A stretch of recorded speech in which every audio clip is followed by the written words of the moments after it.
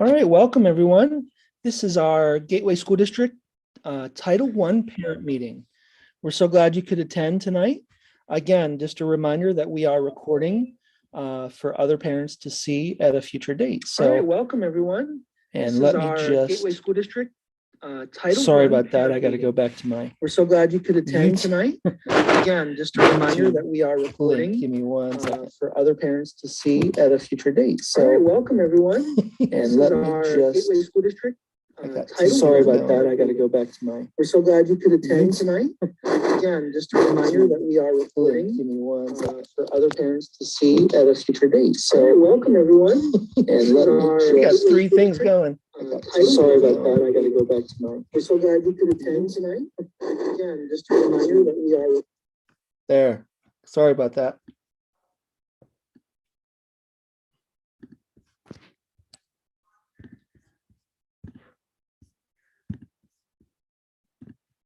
All right, try this again. Tonight, we're just going to give an overview of our Title I program. I'm the principal at Evergreen Elementary School.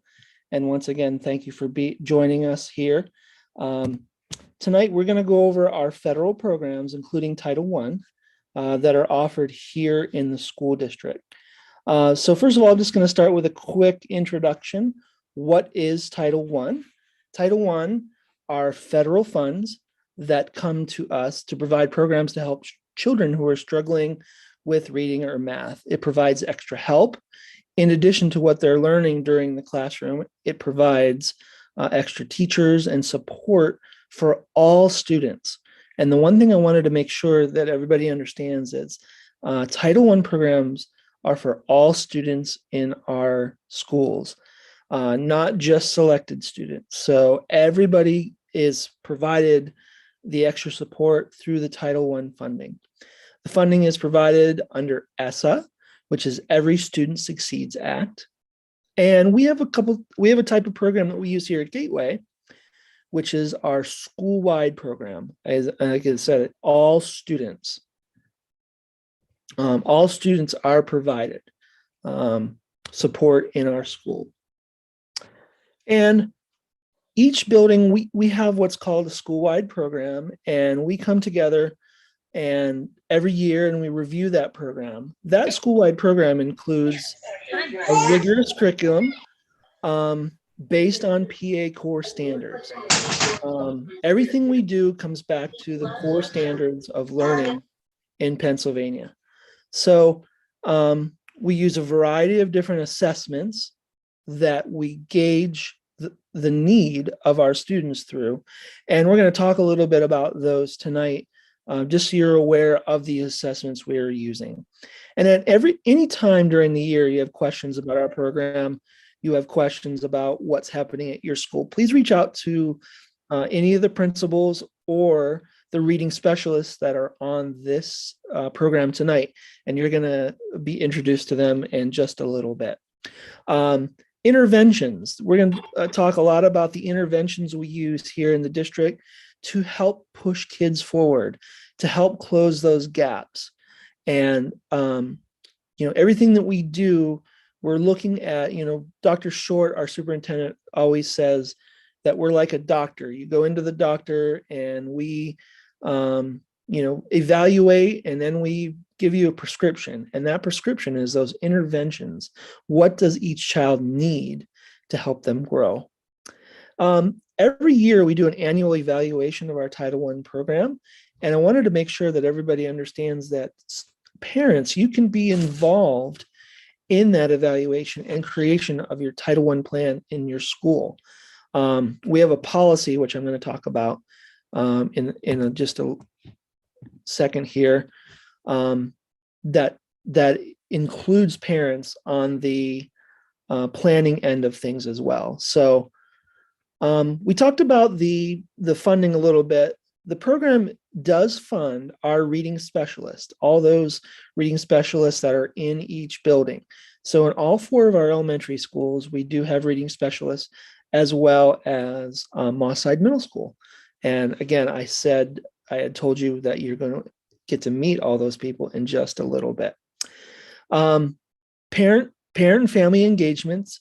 how can we get parents involved in our program? So again, like I said, please reach out to be part of that as well. And you'll also see during the year that we plan a lot of Title I and school-wide events that include parents, include family members, community members, and students. Those are all part of the Title I funds as well. So, every year, Dr. Rossi, our assistant superintendent, gives us an amount of money that we're allocated to do building-wide events. And I'm sure some of the reading teachers can talk about some of the things that will be coming up in your buildings throughout the upcoming months. And that is a requirement of what we do. We have a parent and family engagement policy, which we is provided each year to everybody to take a look at. And then we also have what's called the Title I Parent Compact, where we all come together and we agree that we're going to help our students become the best they can be. Other federal programs that we have, Title II. We do receive Title II monies, and Gateway uses those funds to fund 2 extra teachers for classroom size reduction. So specifically at Gateway, we have 2 teachers that are funded by Title II in our kindergarten classrooms. So that goes to making sure that we are able to have those smaller class sizes. We are definitely experiencing an enrollment increase in all of our buildings. So it's really important that we're able to provide those experiences where students are in a smaller classroom of children, where teachers can provide more one-on-one attention for our kids. So that's how we use our Title II funds. And then also government monies come in for Title IV. And Title IV funds are used for some of the following programs: our well-rounded education, such as our artists in residence programs, any of the artist programs that you're seeing happening throughout the schools. And some of our STEM and STEAM challenges and events that you're seeing are coming out of Title IV. We also use that for our safe and healthy schools, such as everybody's familiar with our OVAS bullying prevention program, our PBIS building-wide initiatives in each building, and also trauma-informed care for our students. And then also we provide, Title IV provides for a lot of the technology initiatives that are happening, which include the Apple One-on-One. Every student now is able to have an iPad, and continuing training for our staff. So that's where we're using our Title IV funds. And every year we produce an assessment calendar, and this calendar kind of talks about the types of assessment, or when the assessments are happening. So this is sent out at the beginning of the year, and we all kind of follow this schedule of when everything is going to be done. As you see here, it includes our PSSAs, our Keystone exams, our COGAT. Our COGAT was delivered this year. We had missed it due to the COVID shutdowns. We had missed it previously. So we are doing 3rd grade and 2nd grade this year together. In addition, we use what's called the MAP assessment, which is a nationalized assessment that kind of gives an idea of where our students are and how we can design those interventions to move them forward as well. So any specific questions about our assessment calendar, let us know, and we can expand on this a little bit. But really what I want to get to is our reading specialists that are here tonight. So without further ado, I'm going to introduce from CSE, Miss Leslie Hill, Dr. Janet Niethemer, and Miss Emily Hoover. These are our instructional support teacher and reading specialist at CSE. And if you can see them on the screen participating, they're amazing.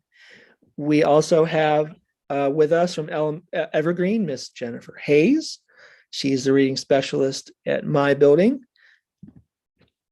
Mosside Middle School, we have Miss Christy Jackal and Dr. Janet Niethemer. Now you notice Dr. Niethemer listed in 2 buildings. She does split between those 2 buildings. She provides support at both. and Ramsey Elementary, Ellen Hayes. And each of them are going to be talking to you tonight, on a bunch of various different subjects. And University Park is Miss Laurie Stevenson.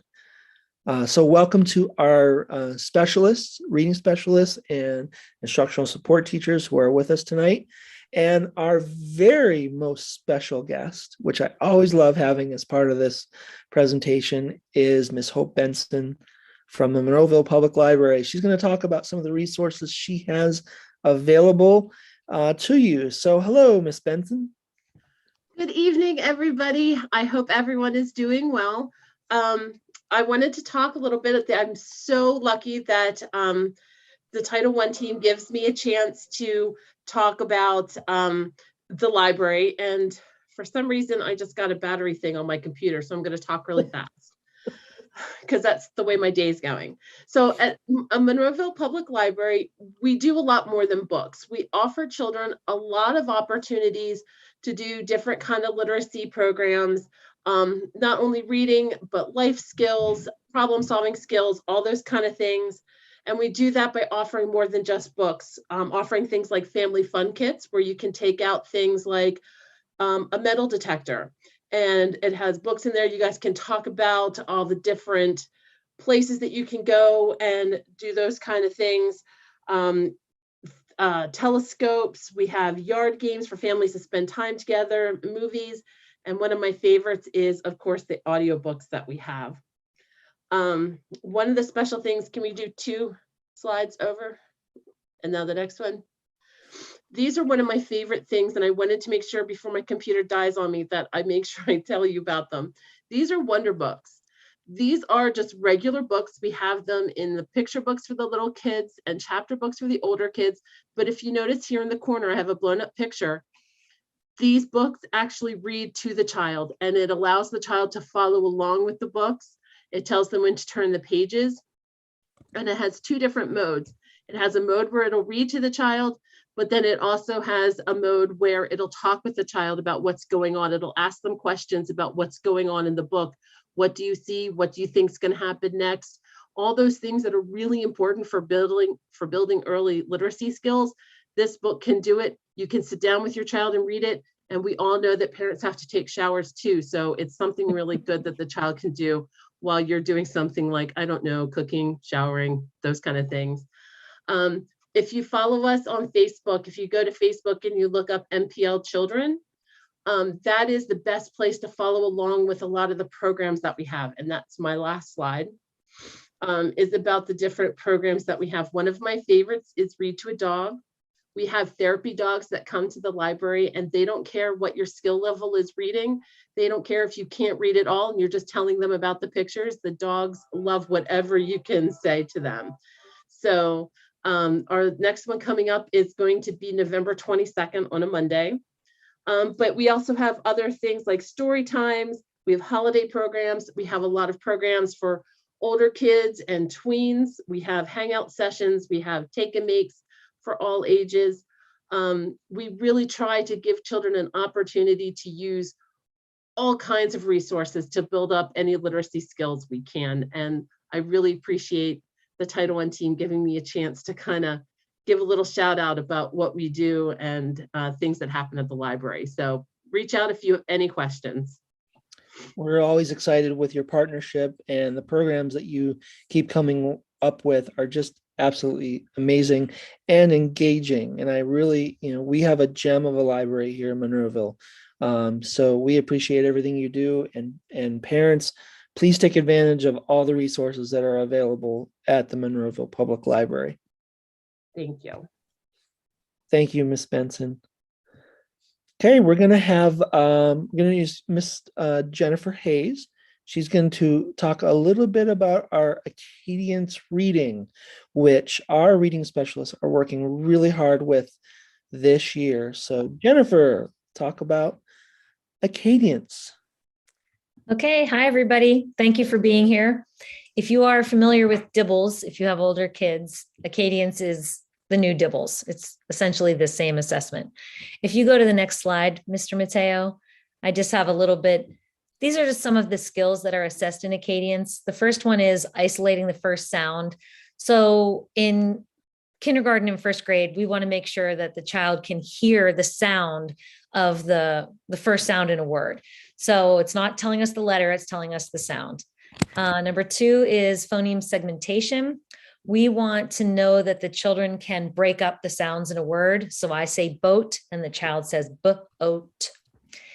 And the 4th one is nonsense word fluency. This is a really good assessment to see how the kids are reading their short vowel sounds. So they're all make-believe words so that we can really isolate what they do when they come to consonant vowel consonant word, the CVC words, using short vowels. The last one is oral reading fluency. This goes from January in first grade through 6th grade. And it's just 3 passages at grade level.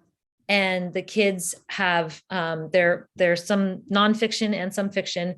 And then we take kind of the average, the computer on the computer averages the scores and figures out what's the best words per minute, correct words per minute for your child. So we use this data to drive instruction and to make small group and to help us figure out what your child needs. And that's essentially it. I think there's one more slide. This has some of the scores that you might see when you have a conference with the teacher or you get the kids' scores. The teacher might explain to you what they are, but this is just, I know this is a lot to look at, but we can give you more information if you would like to drill down for your child's scores. And that's it. Thank you. And I know the Acadience really is our kind of our backbone of where we are assessing the students and really trying to move their reading forward. Our number one goal is to make sure our students are reading fluently.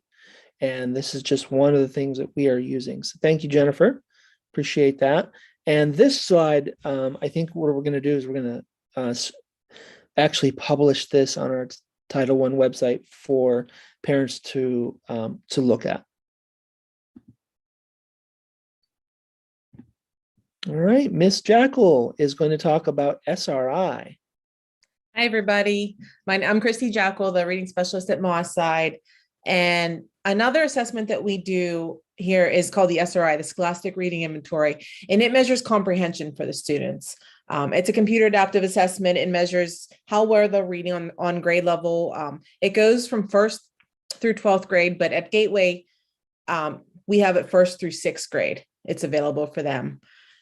We use it for screening, progress monitoring throughout the year. The slide that you see up now is what the score ranges mean. So, if a child in 5th grade, where they should be by the end of the year at grade level should be between 830 and 924. So you can kind of see on this scale where your child falls into based on their scores. And if they're below level, that's something we work on. That's why we work on comprehension with the kids.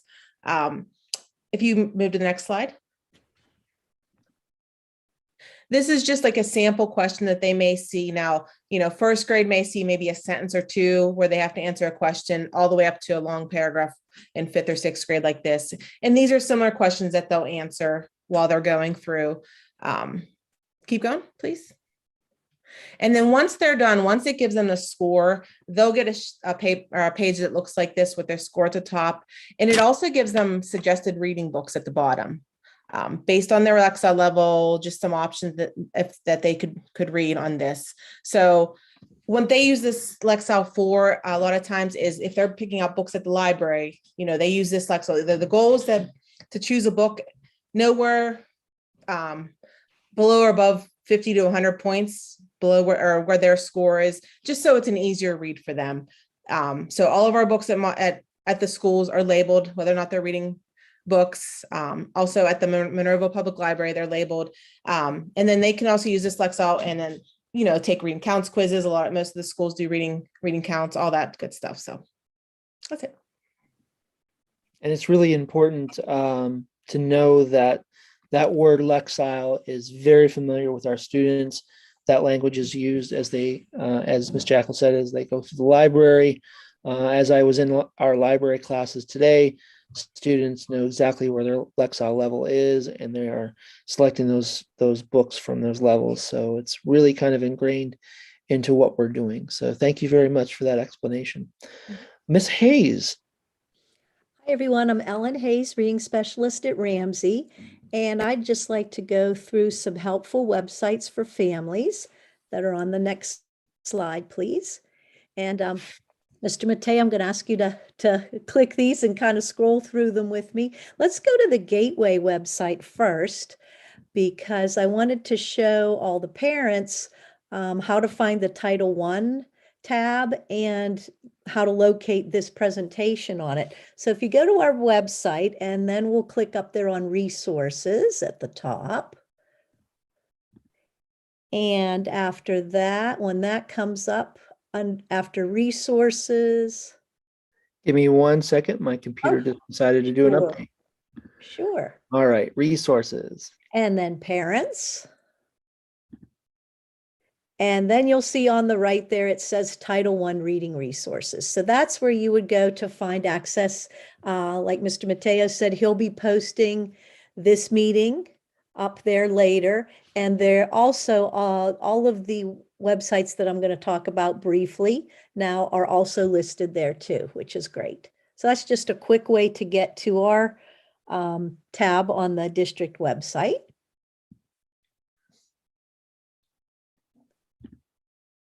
And the next one I would like to talk about is Scholastic. And a lot of parents are probably familiar with the Scholastic book fairs that our schools host every year. We just had a great one at Ramsey. And but they have a website that's really, really nice for parents. And this is actually, if you notice the parents page, this goes right to the parents page. And they do ask you to sign up for a newsletter, which you can if you like to, it's free. But it's nice if you look across the top, some of the different things you can do are there's book lists and reading, there's resources, all kinds of articles on school success, homework help.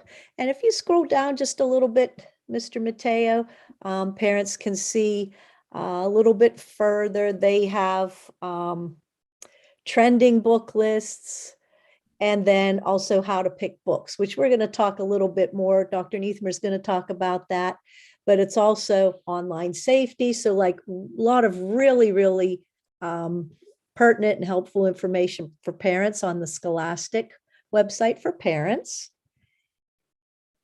And if we go back to my slide, the next one is called Reading Rockets. Oops. There we go, Reading Rockets. Thank you. And this also is a very, very great resource for parents. There are articles, videos, helping struggling readers, ways to advocate for your child, things your child may need, just all tons and tons of information here, as you can see. Lists of books and authors, just anything you can imagine, and also things about science, math, summer reading, like any kind of topic you would be interested in as a parent, you can probably find on here. And yep, helping struggling readers. There's a lot of good, great information there. And the next one, oh, whoops, back to my site, is Common Sense Media. And you may have heard your kids talk about this because they learn about this from their librarians, that this is a good site to go to. And it's great for parents because it reviews for you books, video games, movies, all those kinds of things, especially this time of year. We're getting into the holidays and kids might be saying they want this game or that game, or can I see this movie or that movie? And when you go in here, it will give you a rating, as you can see, like an age range. There's reviews written by other parents. They'll give you a little synopsis. And then they also have things with these little common sense recommendations. You know, if it's recommended, is it a family friendly game? Those types of things. So this is like a really, really helpful resource. especially when there's like a new movie out that everybody wants to see and you're like, oh, I don't know if that's appropriate for you yet. This will give you a really great background on it and some guidance as to whether or not you think it would be appropriate for your child. Highly recommended to just set up a free account here. I keep this open for me to use at home all the time, as I have teenagers that are getting older, and I'm researching the content. That they do a great job of vetting content of basically anything out there in the media.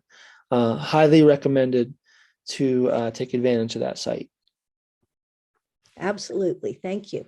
And then my last website, actually, this will go right into Dr. Niethemer's slides, her fantastic website that she has set up for us with all kinds of resources for kids and parents. So I will let Janet go next. Thank you. I'm so happy I remembered to unmute myself. After years of this, we still start talking with unmuting. Am I right? So I set up this website a few years ago because I wanted a hub of things that I happened to come across for the students and for you, the community. And I threw them all in here for you. At the tippy top, you'll see the different folders, so to speak, the kids reading site, the big kids reading site. Because I'm in CSE with K to 4 and Mosside Middle working with grades 5 and 6, I thought it would be better to separate the little ones with the bigger ones. I also have a link on there for Stay Healthy. Under the More tab, I have links for grown-ups, even for teachers, and some little stuff about me. Sometimes the kids like to see that. Tons of resources for you there. If you forget what it is, or you get lost, or you're confused, or something doesn't work, email us. We're here for you. So that's my website in a nutshell. It was free, by the way. And let's move on back to our presentation. How to pick the right book. So I have this handy dandy slide for you all. PIC stands for purpose, interest, comprehend, and know the words. So when you pick the right book, you want to consider your child's purpose for reading. Sometimes, hopefully, it's for enjoyment. And then other times, are they looking to learn something? Is it an assignment? Are they trying to find out more about trees or why the leaves change colors? Then we want to go to I for interest. Consider your child's interests. If they're interested in cars, don't stop at fictional stories. Consider other, broaden that category with racetracks or how they build cars, the auto industry, the history of racing, things like that. So you can expand their horizons on starting with something that they're super interested in. And when in doubt, contact Miss Hope from Monroe Public Library. She's your girl. The C in PIC is for comprehend. Is your child old enough to comprehend what is being read, whether or not you are reading to your child or they are reading it for themselves? That's something to consider. And then K is for know the words.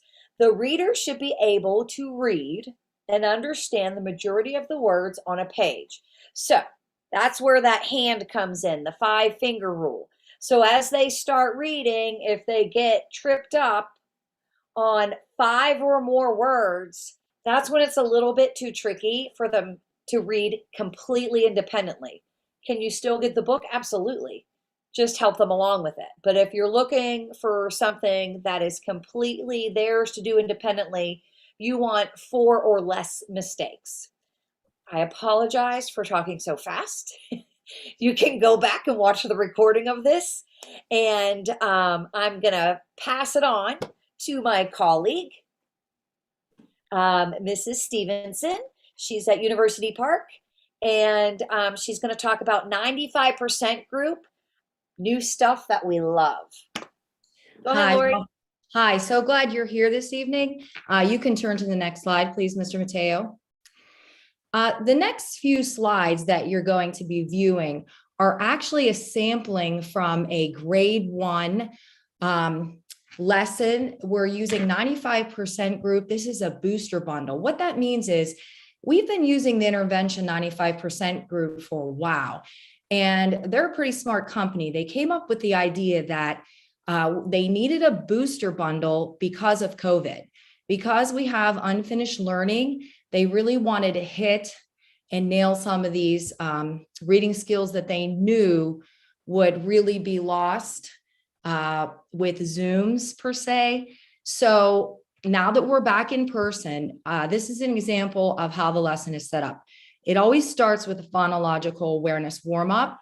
So in this particular page, what we would be asking children to do is to finger stretch sounds or tell us how many sounds are in a word. Very important skill. It's the beginning of learning to read. Okay, next slide. This is within that same lesson.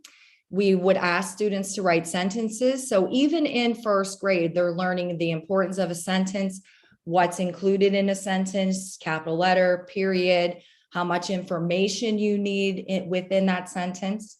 Okay, next slide. Also, they're including decodable and words that are not decodable. We call those memory words.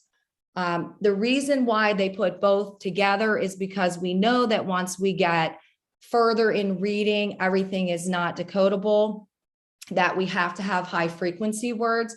So they'll read these stories several times through, and we'll always isolate those high frequency words and go over them, just so children have multiple exposure to them, since they cannot decode them and they pretty much have to hold them to memory. Okay, next slide. So as you can see this slide, this is just a sampling of how we would go through presenting those high frequency words to students. There's a lot more to these daily lessons. I just wanted to give you a sampling of something that might be used in a small group with your child if they're being pulled in that small group for Title I. If you have any questions regarding any of this stuff, you can always email, you could ask in the chat. In fact, we're pretty much done with our presentation, so we are going to open it up for questions now.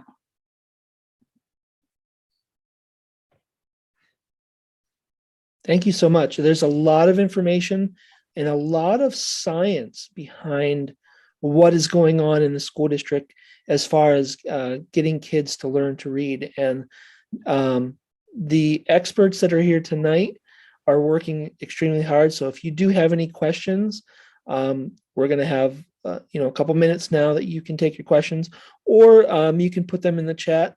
Or exactly, you can go ahead and email us as well if you'd like some further discussion, and we'd be glad to get back to you. So if there's any questions right now, you can go ahead and unmute or put them right in the chat. We appreciate your time. Mr. Mateo, I just wanted to add one thing. Please do. A lot of parents asked at conferences yesterday, what can I do? How can I help my child at home? And the number one thing you can do is read to your child. And it's bonding. It's a bonding time for the two of you, whether you do it at bedtime or right after dinner, as often as you can. But it also exposes your child to vocabulary that they are not ready to read yet. Even a second or third grader isn't ready to read some of the vocabulary that are in the books that you choose. So I just want to encourage you to read to your kids as long as they will let you, and then a little bit longer if you can.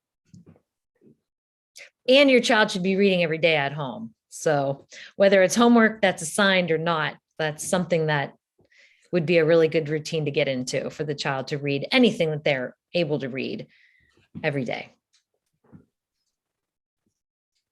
I think one question I'd like to ask the group is, what if my child is not a reader? She's not interested.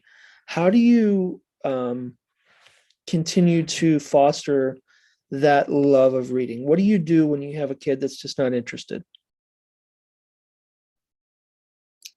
I'll take that one. I, as a highly energetic, distractible person, if you haven't noticed, when I was a kid, the only thing that interested me was gymnastics.